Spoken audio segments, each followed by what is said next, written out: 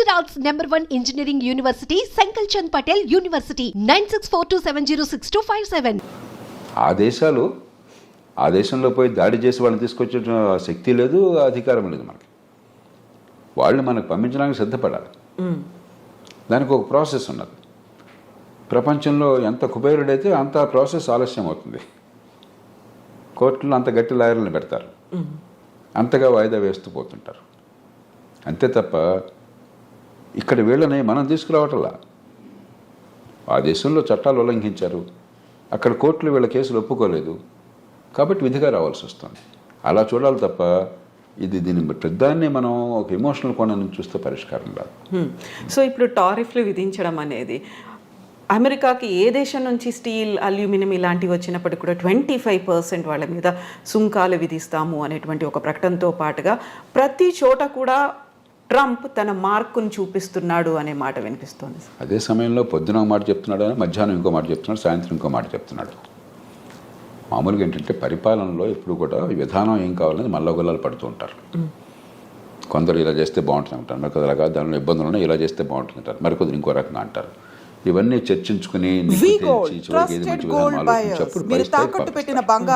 ప్రధానమంత్రి స్థాయిలో, దేశ రాష్ట్రపతి స్థాయిలో, ప్రభుత్వ స్థాయిలో ఇవన్నీ ఈ ఆలోచనలు, ఈ లాభ నష్టాలని బేరీ చేసుకుని పంపిస్తారు.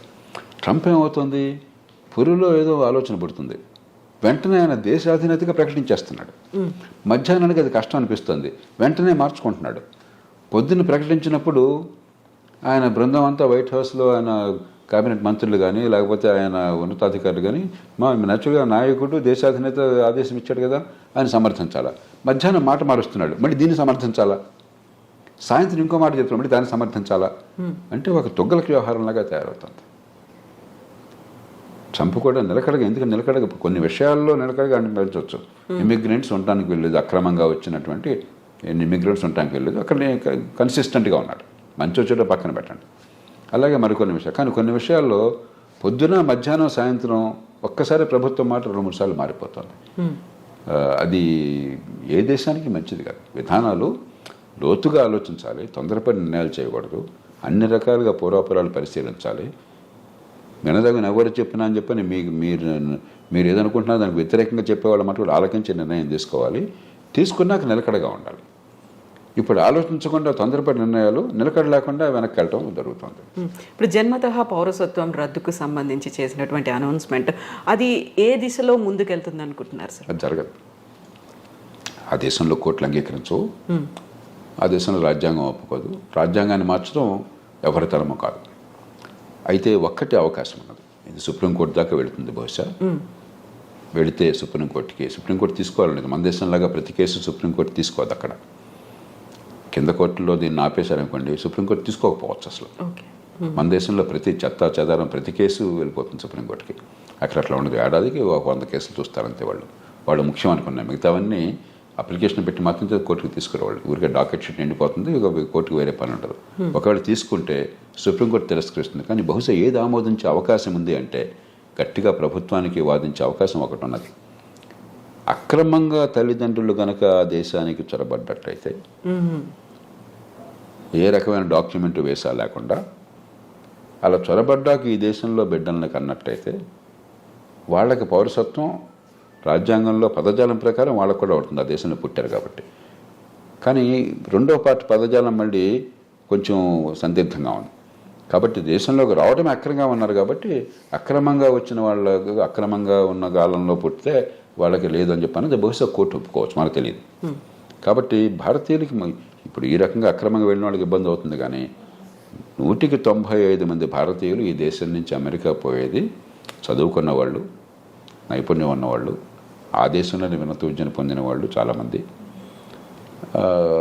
నైపుణ్యం వల్ల చాలా పూర్తిగా పద్ధతి ప్రకారం వీసా పొందిన వాళ్ళు.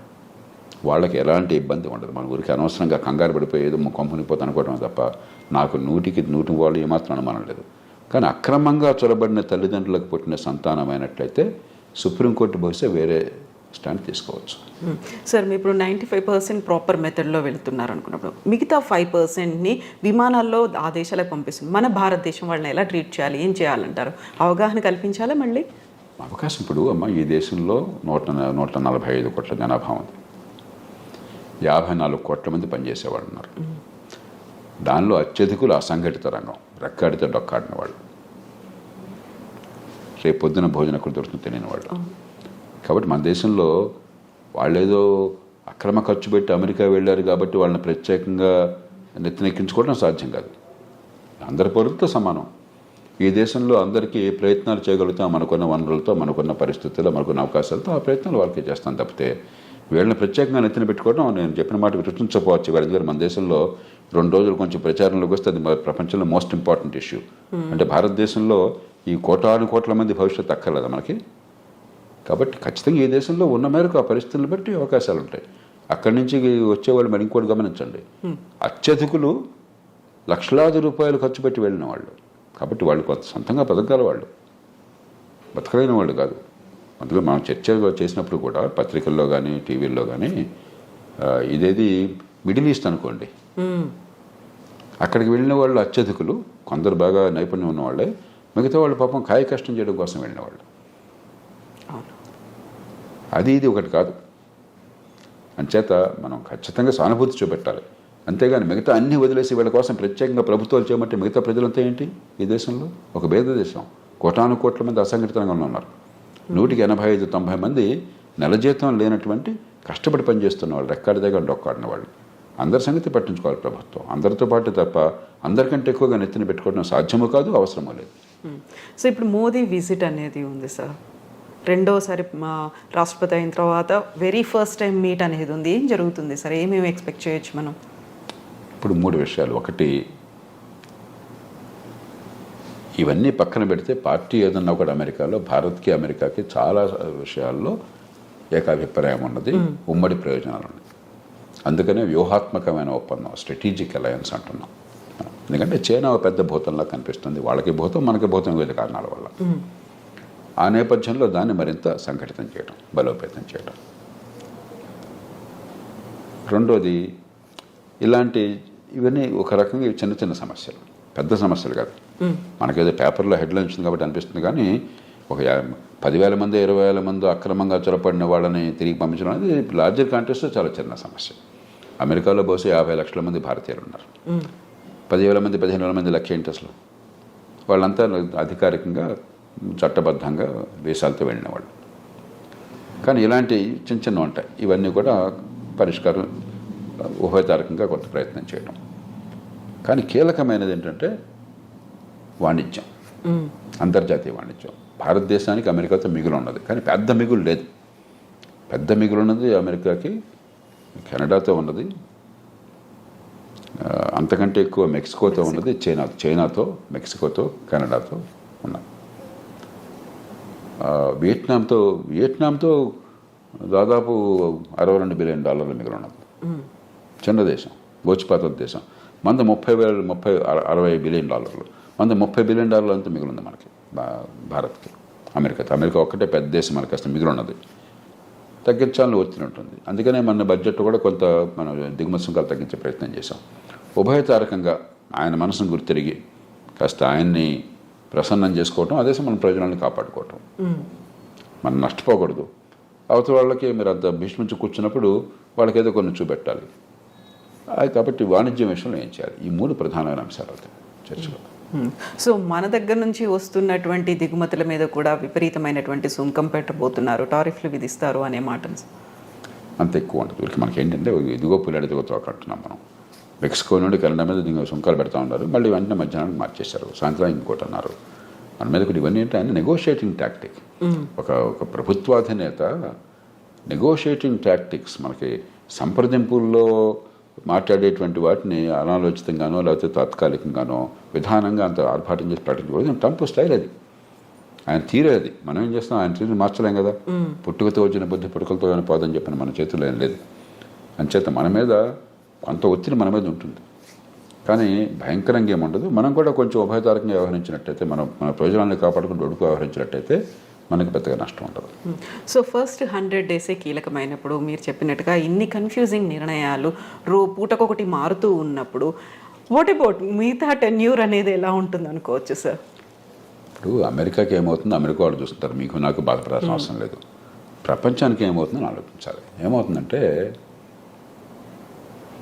అమెరికా తిరుగులేని నాయకత్వం ఉన్న దేశం. ఆర్థికంగా కానీ సైనిక పరంగా కానీ ప్రపంచంలో కాస్త ఏమనాలి, ఒక కోఆర్డినేషన్, కొన్ని మౌలిక సూత్రాలు, కొన్ని మౌలికమైనటువంటి పద్ధతులు, అంతర్జాతీయ వాణిజ్యం కావచ్చు, మరొకటి కావచ్చు, ఇలాంటి విషయాల్లో అమెరికా ఒక పెద్ద పాత్ర వహిస్తోంది. అమెరికా ఆదర్శంగా ఉంటుంది. అది క్రమేణా పలచబడుతుంది ఇది కొనసాగితే. రెండవది, నిలకడలేని విధానాలు, పురుల్లో బుద్ధి పుట్టినట్టు ఏది పడితే అది తుక్కలకు విధానాలు కనిపిస్తుంటే మళ్ళీ మళ్ళీ అంతర్జాతీయ సమాజంలో అమెరికా నాయకత్వం తగ్గి చైనా గొప్ప దేశంగా అనిపిస్తుంది. వాళ్ళతో పరిస్థితి వీడమా ఉన్నారు, కాస్త పద్ధతి ఉంది, నిలకడ ఉందని చెప్పని.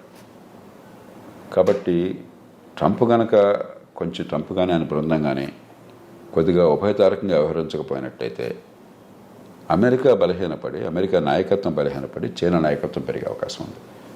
భారతదేశానికి ఏనాడైనా సరే ఈ రెంటి మధ్య అమెరికా మేలు మనం ఉన్న పరిస్థితుల్లో. కాబట్టి అది కొంచెం దీర్ఘకాలికంగా మనకు కొంత ఇబ్బంది ఉన్నది. కానీ ఇక అమెరికా అది కోరుకుంటే మనం ఏం చేయగలం, చూద్దాం ఏమవుతుంది. సో అప్పుడు మన దౌత్య వ్యవహారాలు కానీ మనం చేసేటువంటి ప్రయత్నాలు కానీ ఏమన్నా మార్పు తెచ్చే అవకాశం ఉందంట. అందుకనే ఇప్పుడు మనం చాలా జాగ్రత్తగా వ్యవహరిస్తున్నాం. పార్టీ ఏదైనా కూడా ఢిల్లీలో అధికారంలో ఉన్న పార్టీ అమెరికాతో మైత్రి సంబంధాలు మనకు తగ్గటం లేదు. అక్కడ ఏ పార్టీ ఉన్నా, మన దేశంలో ఏ పార్టీ ఉన్నా కూడా యూరప్తో సంబంధాలు మనం తగ్గించుకోవటం లేదు. చైనానే మనం శత్రువుగా తీసుకోవటం లేదు.